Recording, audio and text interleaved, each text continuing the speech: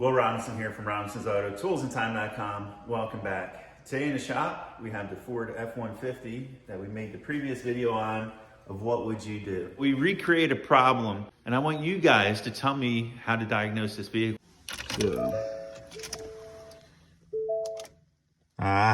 We got ourselves a no crank, no start. All right, at this point, we're gonna take and we're gonna review the comments, and we're gonna start following your instructions. All right, we're gonna start with the first test from James Bruno. If the immobilizer light isn't on, well, let's check that. Nope, no immobilizer light. Try it in neutral.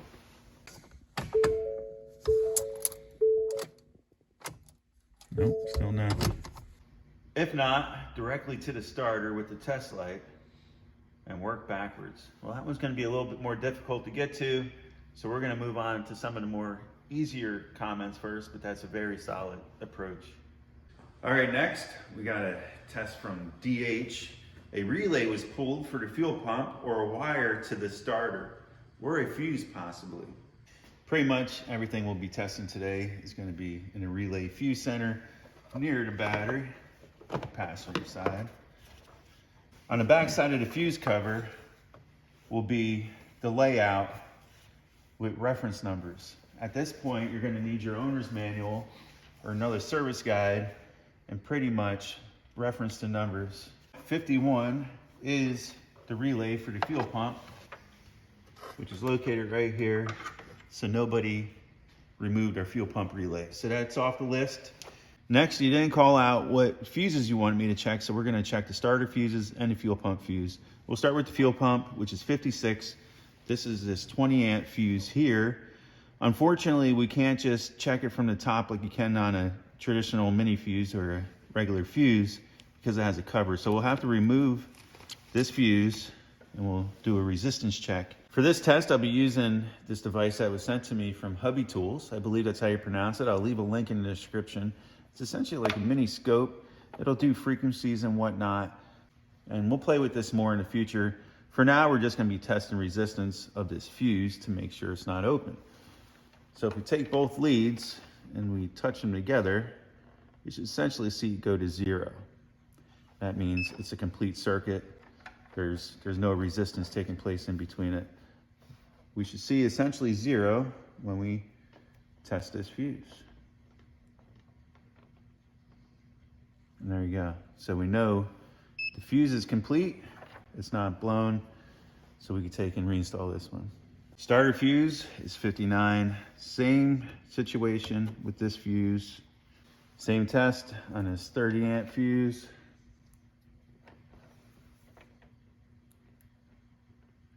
All right, we know the starter fuse is good as well, so we can take and reinstall that. All right, next we're gonna go to my Albert. He says, okay, we know it's an electrical problem. Start with the basics: battery, starter cables. Research more if needed. All right, let's check the battery. Using the same tool, but a different function, we're gonna switch it over to volts. Looks like we have a few different options here. We're just gonna use the basic voltmeter. Now we're gonna go over to the battery. One thing that's worth mentioning is that we know we have power inside the vehicle because everything illuminates nice and bright. And but we'll check it out anyway. So we're gonna go to the positive, to the negative, 12.37. I also see that there's some isolation bolts here that could potentially be loosened, but it doesn't look like there has been any sockets or anything on it. But we're gonna test out that far as well. Make sure we're still at 12.37, so we're good. We're gonna also give it a little wiggle test. Make sure it didn't loosen anything that could potentially give us a bad connection. But these connections look solid and clean. All right, now we're gonna go to Steve Harvey's comment. He wanted us to start at the starter, and that's a very solid approach. So we're gonna use a incandescent test light, which we're gonna hook up to ground. The other end will go to positive. If we have a good connection, the light bulb will illuminate, indicating that we have power. So we're gonna just hook this up to a ground. And if you follow this right conductor, this comes directly down from the battery. And as you can see, we have power present. Gonna make sure nobody loosened it or sabotaged us in any way. It doesn't look like anybody was there. I popped this cover off for the video purpose. We also want to test to make sure we have a good ground at the starter. So we're gonna take one side again. I'm gonna hook this side up to the positive, this side up to the negative, and you can see we have a good ground that's strong enough to illuminate the test light. Our next test will go to the starter control side. This comes down from the relay, and this is when you turn the ignition switch and the relay fires. Power will come down to the solenoid, the starter solenoid, and engage it. So I'm gonna hold the test light here, and I'm gonna have Sean try to crank the vehicle, and if this does not light up, then we know we have no control. If it does light up, then we have a problem down here at the starter. All right, try to crank it again. Nothing. All right, so we know we're not getting any control power down to the starter. Yeah, we're getting through these comments pretty fast, and we still haven't isolated the problem. So one ditch effort. I'm hoping this works. Chase Dirt Bike says it needs a Chevy badge. Come on, guys. Cross your fingers. Oh, man. Nothing. All right, stand to be corrected. It's Terry Harvey, not Steve Harvey. And I hope he has the answer because it's one of the last tests that we can perform. We started down at the starter and we're going to reverse our way up. We know we're missing our control voltage going down to the starter solenoid. So now we're coming up to the starter relay. This is our starter relay located right here. If you look at the bottom of a relay, you'll usually have two bigger terminals, and that's your load side of the circuit, because that's going to be your heavier conductors. And so you'll have battery voltage on one, and then when the contacts are completed inside, it'll continue through to the other one and carry the load down to the starter. So we should have, even without looking at a wiring schematic, power on one of those two bigger terminals. So we're going to be using a test light, just like I explained while we're down below. One side to ground, one side to positive. So wherever I touch this, if it lights up, we know we have power. And as you can see, we do have power present on the load side of the circuit. Next thing we want to check is the control side of it. That's going to be your two little terminals. So same thing, we should have power on one when we go to the start position, but we should also have ground on the other. So we're just going to quickly check our ground, which is good. So now we're going to put this back on power. And now whenever you're doing a computer control side switch or nothing, or what have you, if you're using an incandescent bulb, make sure it's nothing that draws a lot of current. So I'm not using a really heavy loaded test light on this. We don't want to overload the drivers in the computer and whatnot, because this is just a small, simple circuit. Another thing to keep in mind, you don't want to go shoving something fat down into a small hole, because you'll end up stretching the terminals out. So we're going to put this on the control side. I'm going to have Sean go in there and try to start it. Let's see if we have power. All right, go ahead, Sean. Yep, we're good. So we have control power here at the relay. So we have everything for this relay to work, but the relay is not working. What is going on here? Now that we're over at the bench, we're going to see why this relay isn't working. We know we have power present for the load side to work, but it's not switching to put it down to the starter.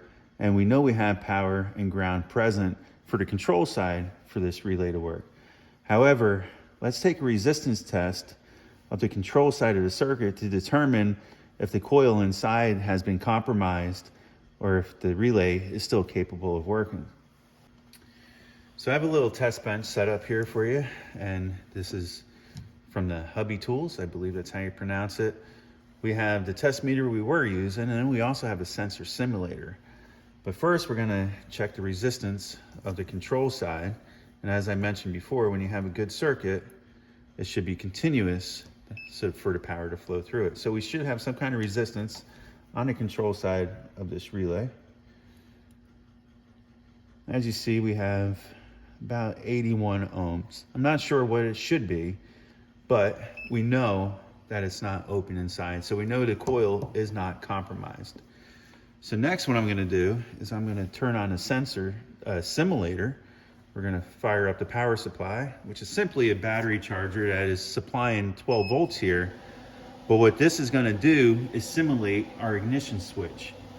So we're gonna start with the simulator. We're gonna say yes.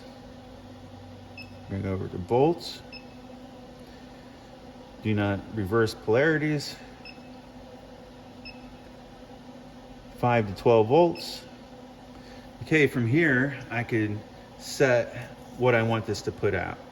We know we're working with a 12 volt system. This might put out a little bit less than 12 volts depending on how the ground side switch is working. However, this should be able to handle 12 volts with no problem. So we're gonna crank it up to 12 volts. And just to show you how well this tool works, we're gonna switch this over to voltage. And then we're gonna hook it up to our meter. As you see right now, I have it set to 8 volts. So when I turn this on, I hit start, you should see this go to 8 volts, and we do. And as I go up with the voltage, you'll see it go up. And as I hit 12 volts, you can see we were at 12 volts. And if you noticed, it said polarity reversed because I had my wires crossed here. I guess I was colorblind when I set that up. However, let's just check that one more time. And that negative sign that was here should be gone now. So now we're in the positive side. So we're at 12 volts. If I turn this off, you'll see it goes off. I can turn it back on. All right, so now we're gonna hook this up to our control side of our relay. This is gonna simulate the ignition switch. So this will be no different than us going inside and turning it on.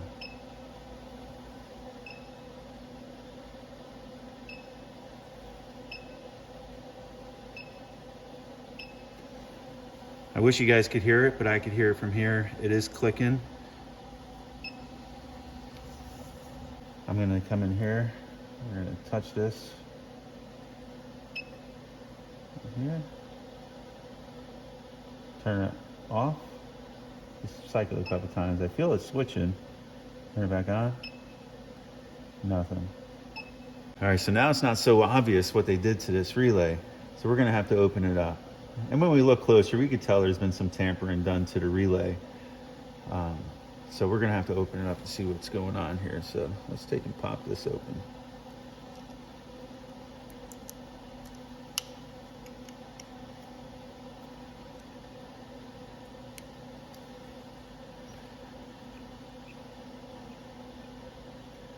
I see what they did. That is pretty creative. I don't know if you guys can see this here, but in between the contacts that are supposed to complete for the load side of the circuit, you can see that something has been placed in between them. That is pretty creative. And what that's going to illustrate is a bad set of contacts, and or burnt contacts, or something along that line on that load side of the circuit. So everything will test out good if you do a resistance check to the coil. However, it'll never switch on the load side of the circuit. Now that we have this open, I could illustrate how these contacts work with this simulator. All right, so now we're hooked up to the simulator. I'm gonna have Sean illustrate this as if he's inside the vehicle, turning the ignition to start. All right, start. And as you've seen, the contacts just switched up to the top side. When he turns it off, it goes down. And now it's back on. This is as if it's in start. And that'll make these two conductors continuous, which would put power from the power side that we tested down to the starter. And then when he turns it off, it'll go out. All right, and we could illustrate this even more with a test light. For this test, I'm going to use a test light, and this is going to represent your starter motor. We're going to hook up one side to ground, and this is the ground we were checking on the transmission. So the battery charger ground is representing the battery ground. Now, if we put power to the control side of the starter, you should see the test light illuminate, which the motor would crank. So what we're going to do is set this up exactly the way it's set up, well, similar to the way it's set up in the vehicle. One side is going to be hooked up to power constant, just the way we tested it. And the other side is going to be looking for someone to hit the ignition switch. So now when Sean hits start, it illuminates the test light. And that will start the vehicle. Moment of truth. I'm going to stick the relay back in. I'm going to have Sean try to start it.